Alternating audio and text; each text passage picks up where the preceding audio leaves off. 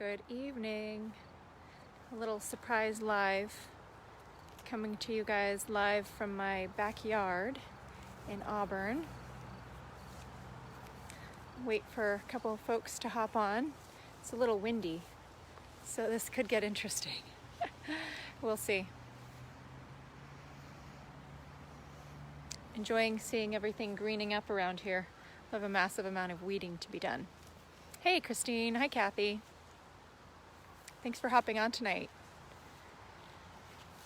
All right, we got a few people on, so I will go ahead and start. Hey Rachel and others, thank you guys for hopping on.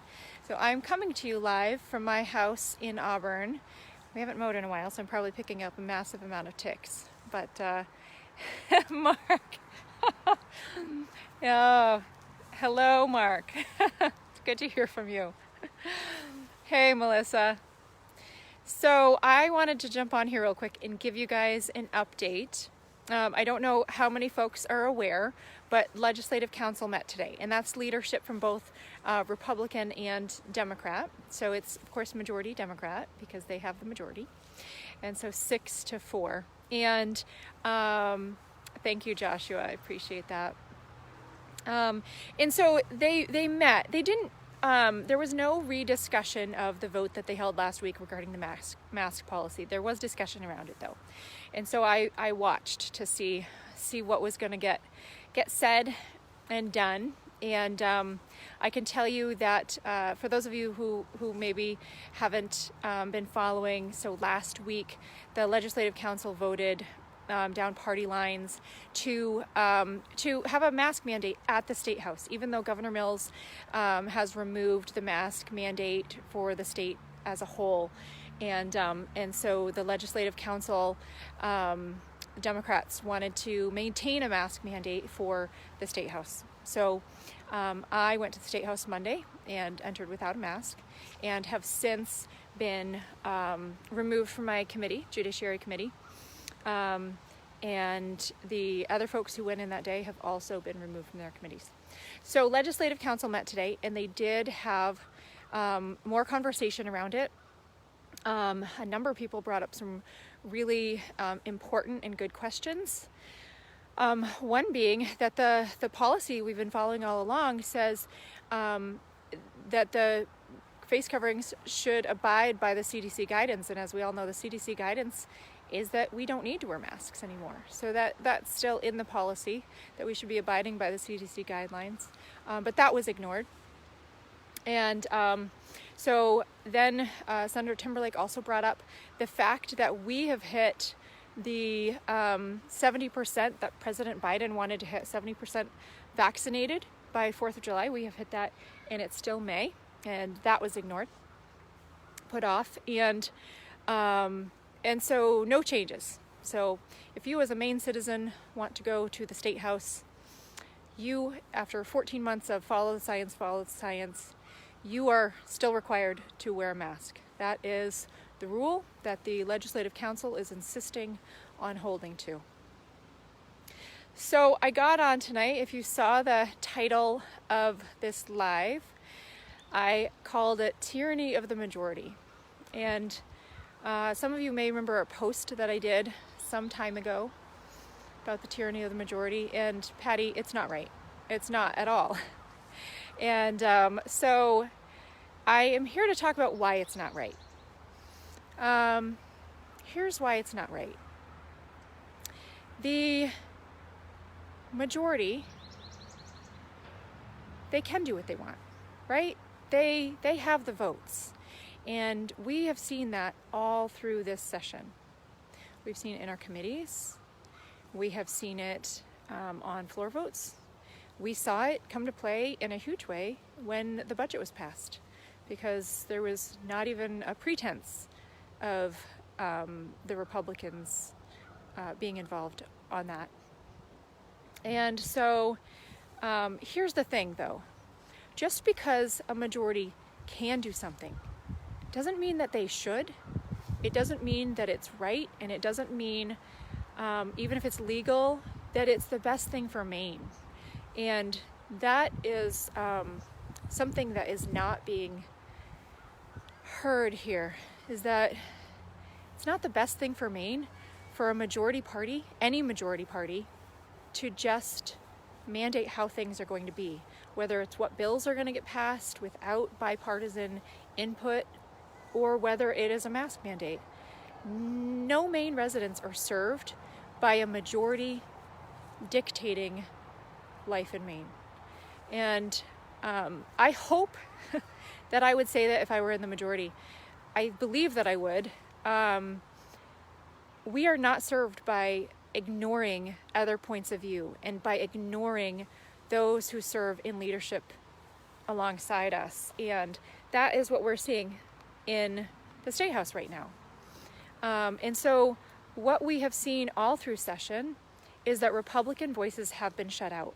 Never as dramatically as right now, but we have been shut out of the process. We have not been heard. I have a 4-year-old Peanut calling my name. Just a minute, Peanut.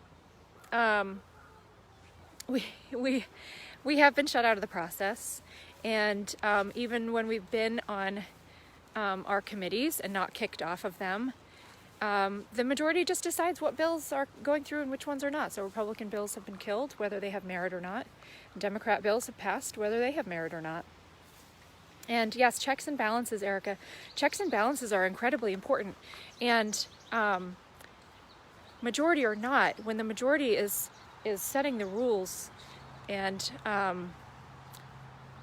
just dictating how things are going to be, without any checks or balances, it is really dangerous. And so this issue is much bigger than who is and who is not going to wear a mask in the State House.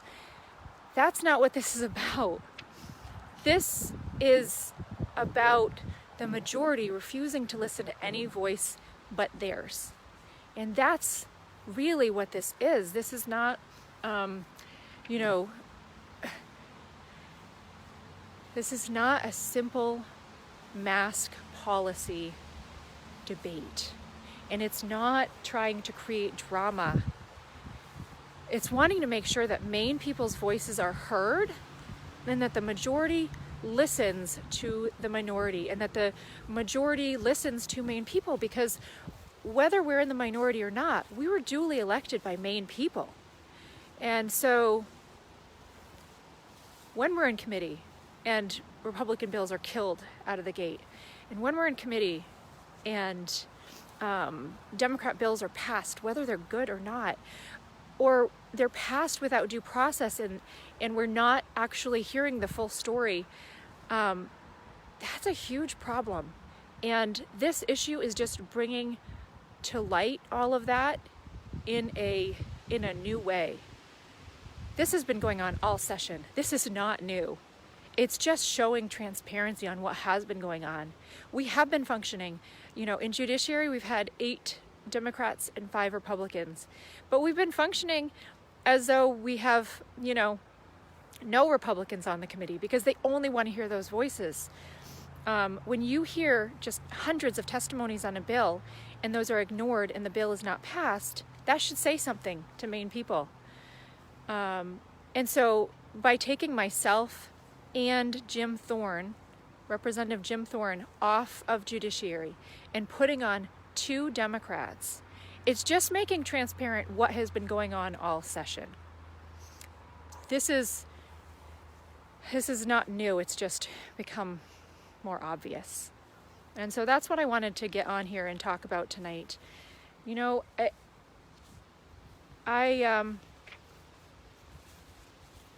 I want the best for Maine, and I want the best for Maine people. And they're not being served. We're not being served right now by what is going on. It's a power play. It's a really immature power play. And it's unfortunate.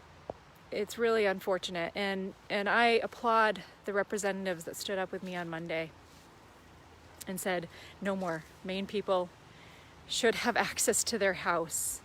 This is the people's house, not our house. And it's being stomped over. I'm going to zoom back through some questions. let's see. I might have to take you guys inside. Sorry guys, I have this chronic battery problem.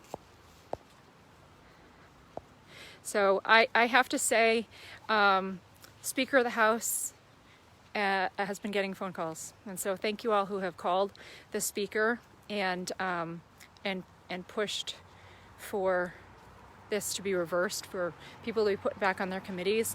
50,000 Maine people are not having their voices heard by having their representatives taken off the committee. That is significant. So what can you do? What can you do?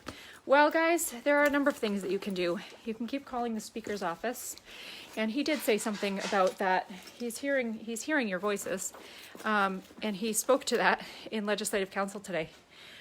Be polite, be respectful, but feel free to call. He thought people were sounding a little bit too angry, but as long as, you know, we don't want anybody to threaten anyone else. But so you can keep calling the Speaker. The other thing that I would say is that my fellow Republicans need to know where you stand on this issue. To me, it's far more than a mask issue. I've explained what it is. And I think my fellow Republicans could stand to hear from folks to know that this is important to you. I don't know how many will join in, to be honest. I hope many. How silly would it be for the Speaker of the House to try to kick, 45 Republicans off their committees? It's just ludicrous. It's just ludicrous. So I hope that more